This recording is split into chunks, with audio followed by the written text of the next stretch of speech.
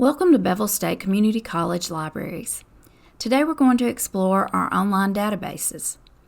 The first step is to go to the Bevill State website, www.bscc.edu.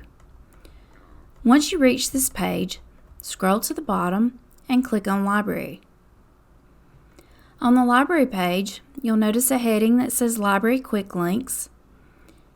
We're going to start with the Alabama Virtual Library.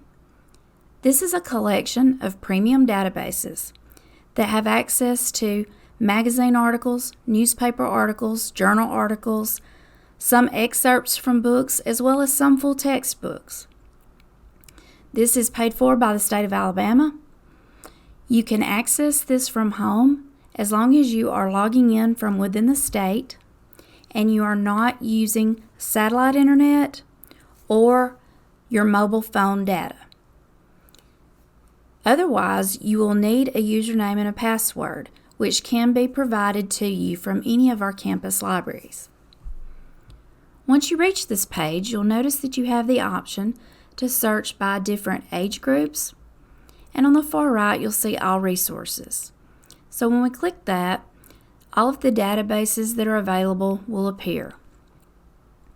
You have the option on this page, if you want to search all resources in this box, you can type your search, but be aware that this searches most AVL resources, not all.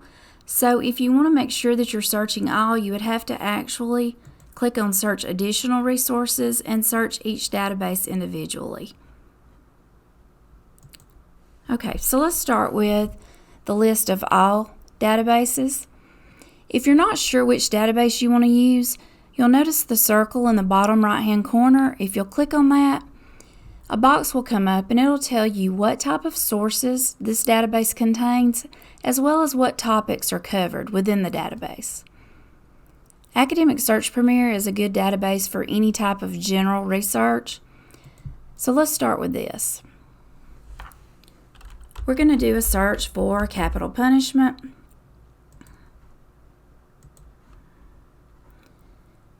And once we do that search, you'll notice that we get 4,120 results. On the left-hand side of the page, you have the option to limit those results. This says full text and the box is checked, so I'm automatically going to receive those articles that are available in full text. Any exception to that would be if someone gives you only some citation information and expects you to be able to go and get your hands on that particular article in print. If that's not the case and you want to be able to read it online, you always want to check the box that says full text. You also have the option here to check this box, scholarly or peer-reviewed journals. Sometimes an instructor may tell you that they only want you to use scholarly or peer-reviewed journals. If that be the case, then you'll select that box, and that's all you'll get in your results. You'll also notice the option to select your publication date. So if you'd like something that's much more current, you can grab that bar, slide it over, and this will adjust your publication date. So once we do that, it'll update our results. And now we have narrowed those results down to 371, which is much more manageable than what we started with. When you're looking at these articles, sometimes you can tell by a title what a particular article may be about. If you don't want to read the whole thing, put your cursor on this piece of paper with a magnifying glass and a box will come up. And if you'll look, it'll contain an abstract. The abstract gives you an overview of what the article is about, and that'll give you some idea of whether or not this is going to be relevant to what you're looking for. Okay, if you decide this article looks good for you, go ahead and click on that, and the article will appear in full text format. You can scroll down, you can read the whole thing. This article is 18 pages long.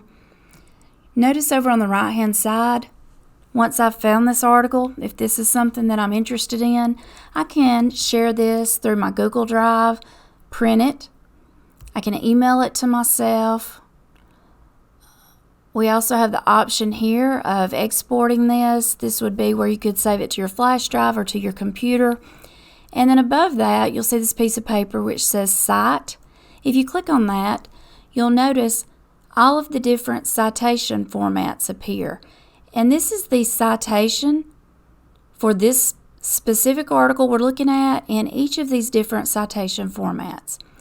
So if you want to use MLA, you could simply highlight, copy, and paste this particular citation onto your Works Cited page for your paper. Always double check what you get from AVL to make sure that it is the same format. There are no differences in punctuation, capitalization, anything from what the library has provided in our MLA or APA Works Cited guides. Also, anything that your instructor may have given you as far as citations go, you always want to make sure that you're following what they have asked of you. Okay, we can close this. And we'll be back on the Bevill State Library page. Scroll down. Underneath Databases, you'll see that there's a database called Bloom's Literary Reference, and that's exactly what it sounds like. It's going to contain literary sources, so it'd be especially good for English 102, any type of literature course. And then you'll also see Issues and Controversies. This particular database contains current issues and controversies, the proponent's view as well as the opponent's view. So you can see both sides of a particular article. This would be good for English 101 papers if you're doing any kind of argumentative essay or research paper. Also, speech topics could also be good for psychology courses. And when you reach this page, you'll have the option to search.